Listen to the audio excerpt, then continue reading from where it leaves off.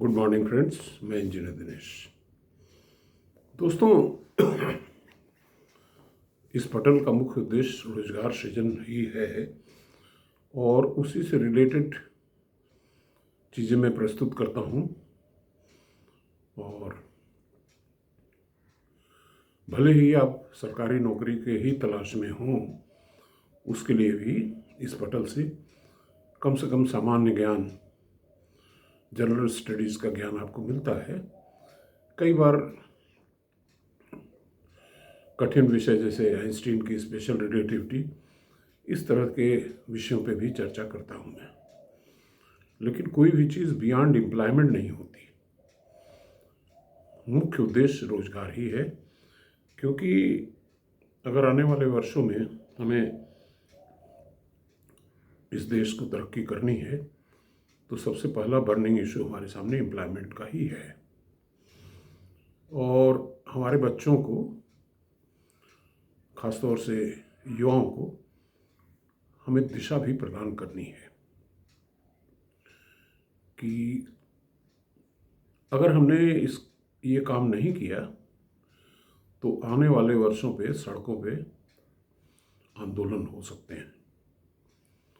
तो जो लोग, जो हैव्स हैं, जिनके पास है, उनको इस बारे में ज़्यादा सोचने की ज़रूरत है बनिस्बत हैव नॉट्स के, क्योंकि उनके लिए तो खोने के लिए कुछ है नहीं।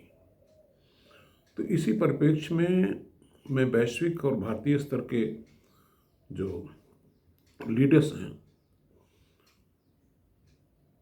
उनके विचारों को भी मैं लेकर के आता हूँ और साथ में मेरी क्या सोच होगी उसको भी मैं मिश्रित करता हूँ। इसी परिप्रेक्ष्य में मैंने अभी एक भारतीय अमेरिकन विवेक रामास्वामी को प्रस्तुत किया था, उनके विचार रखे थे। और उसी के क्रम में मैंने नारायण मूर्ति साहब का एक लेटेस्ट इंटरव्यू देखा, जो उन्होंने CNBC TV 18 के प्लेटफॉर्म पे ग्लोबल लीडरशिप समिट पे अभी प्रस्तुत किए हैं कुछ दिन पहले। और मेरा ये संदेश है आपको कि जनरल स्टडीज़ और general knowledge can not be acquired in A classroom or a coaching class. For this, you have to keep your eyes and ears open to the environment. You have to look around and grasp the things for yourself. क्योंकि कौन सा प्रश्न कहाँ से पूछा जाएगा, ये इसकी कल्पना क्लासरूम में नहीं की जा सकती, जनरल स्टडीज़ के बारे में ख़ास तौर से। और आपको ये समिट के अधिकांश लीडर्स की इंटरव्यू आपको सुनना चाहिए। इससे एक विज़न पैदा होगा जो कि आने वाले वर्षों में नए भारत के निर्माण में काम आ सकता है। तो नारायण मूर्ति साहब से जो इंटरेक्शन हुआ, जो होस्ट थी, शी इज़ वेरी स्मार्ट। बहुत अच्छे अच्छे सवाल उसने पूछे। पहला सवाल तो उन्होंने ये किया कि जो आपने एक स्टेटमेंट दिया था कि 70 घंटे काम करना चाहिए हफ्ते भर में, क्या उस पर आप अभी भी कायम हैं? इतनी आलोचना के बावजूद उन्होंने कहा, हाँ बिल्कुल कायम हूँ मैं। उन्होंने उदाहरण प्रस्तुत किया, बोला काफ़ी साल पहले हमारी KV कामत साहब से भी मुलाकात हुई थी, तो उसके दौरान मैंने ये सवाल पूछा था वर्क लाइफ बैलेंस के बारे में। तो उनका, यार हमारे देश में अभी लाइफ कहाँ है, अभी तो लोग स्ट्रगल कर रहे हैं। लाइफ हो जाए तब तो वर्क लाइफ के बारे में सोचा जाए, अभी तो लाइफ ही क्रिएट होनी है। इसलिए एक विकासशील देश जो निर्माण के दौर से गुजर रहा हो, वहाँ वर्क लाइफ बैलेंस के बारे में इतनी डिबेट होनी नहीं चाहिए। We have to work hard. और मैं जब विश्वविद्यालय में पढ़ाई कर रहा था रुड़की में, तो वहाँ का नारा ही था कि श्रमम विना न किमपि साध्यम। तो इसके बाद दूसरा सवाल जो पूछा उन्होंने कि हाउ इंडिया कैन, कौन सा रास्ता चुनना चाहिए। तो मूर्ति साहब ने भारतीय ब्यूरोक्रेसी पे बहुत अटैक किया और उन्होंने एक उदाहरण प्रस्तुत किया कि काफ़ी साल पहले वो यूके गए थे और वहाँ पे एक उनके पुराने दोस्त जो कैबिनेट सेक्रेटरी रैंक के थे उनसे चर्चा हुई, अंग्रेज़ थे वो। उनसे कहा कि भाई आप लोगों ने तो देश को हमारे तबाह कर दिया कि इतने सालों बाद भी हम ब्यूरोक्रेसी की क्लचेस से बाहर नहीं आ रहे। तो यूके के फ्रेंड ने बताया कि नहीं, ऐसा नहीं है। हम लोग यूके में we are trying to evolve, और हमने ऐसे सिस्टम अपने ब्यूरोक्रेसी में डेवलप किए हैं कि चीज़ें टाइम से डिलीवर हो जाएं क्वालिटेटिवली और लोगों की लाइफ आसान हो जाए। आप कोई भी सर्टिफिकेट लेने जाएं, within no time you can get it. तो उन्होंने ये भी बताया कि एक्चुअली सच्चाई क्या है कि जब 1858 में ईस्ट इंडिया कंपनी ने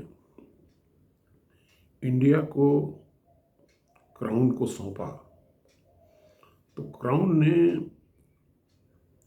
ब्रिटेन से आईसीएस ऑफिसर्स भेजे इंडिया में, ब्यूरोक्रेट्स, और उनको बस दो ही चीज़ बताई गई। पहली चीज़ तो ये कि लोगों को कंट्रोल में रखना है, ज़्यादा वो क्रिएटिव ना हो और नियंत्रित रहें और कोई थिंकिंग अपनी न डेवलप कर पाएँ, अदरवाइज़ हम लोगों के लिए रूल करना मुश्किल हो जाएगा। लोगों को इस तरह से क्लचेस के अंदर रखना है कि ज़्यादा सोच विचार न करें, जो रूल्स हमने बनाए हैं उसको पालन करें, दैट्स ऑल, नंबर 1। दूसरी चीज़ ऑफ कोर्स टैक्सेस, कि टैक्सेस की वसूली हो और एक तरीके से लूट हो और लूट का धन इंग्लैंड आता रहे। These were the two tasks given to the ICS officers then. और आज की जो ब्यूरोक्रेसी है करीब करीब उसमें यही चीज़ कायम है हमारे देश में। अगर आप अपना कोई विचार लेकर के आते हैं जो बेहतर है तो उसके लिए कोई स्कोप नहीं है अगर वो रूल्स के विदिन नहीं आता। मैं एक छोटा सा उदाहरण प्रस्तुत करूंगा अपने बारे में कि मैं एक ईस्टर्न यूपी के डिस्ट्रिक्ट में जहाँ सूखा पड़ा हुआ था, तो गवर्नमेंट के निर्देश थे ये थे कि जो सरकारी ट्यूबवेल है उससे जो है तालाब भर दिए जाएं। तो जिलाधिकारी जो अभी भी कार्यरत हैं सचिव के पद पे कहीं, उन्होंने कहा कि what have you done, are you filling the ponds. मैंने जवाब दे दिया कि नहीं मैडम। बोले क्यों? हमने देखिए, अगर हमने सरकारी ट्यूबवेल जो अधिक गहराई के होते हैं उनको चला दिया तो गांव के कुएं और हैंडपंप भी सूख जाएंगे और लोगों को पीने के लिए पानी नहीं मिलेगा, तालाब की तो बात दूर की बात है। तो उन्होंने कहा कि nothing doing, you have to go by the rules, the instructions given by the bureaucracy, you have to follow it. हालांकि मैंने फॉलो नहीं किया, ये अलग बात है, क्योंकि करता तो मैं अपने मन की ही था जो राष्ट्रहित में होता था। तो दिस इज द काइंड। और दूसरा उदाहरण ये है कि जिसमें मुझे पनिशमेंट भी मिल गया। दूसरा उदाहरण ये था कि कुछ सरकारी संपत्तियां जांच के घेरे में थीं, पाइपलाइंस जो बिखरी पड़ी हुई थी गांव में, उनकी संपत्ति की कीमत करोड़ों में होगी। मैंने क्या किया, without caring to the instructions, मैंने उन पाइपलाइंस को I put them in place which resulted in better irrigation of that area. बहरहाल उस पर मेरा विरोध हुआ और मुझे पनिश भी किया गया। कहने का मतलब ये है कि ब्यूरोक्रेसी आपको कुछ सोचने नहीं देती, कुछ करने नहीं देती। एक और उदाहरण मैं बताऊंगा आपको कि एक रिटायर्ड ब्यूरोक्रेट थे, who was from my university और रिटायर्ड आईएएस। उनका एक लेक्चर था, तो उसमें डिस्ट्रिक्ट लेवल के सभी ऑफिसर्स को बुलाया गया था, मैं भी था।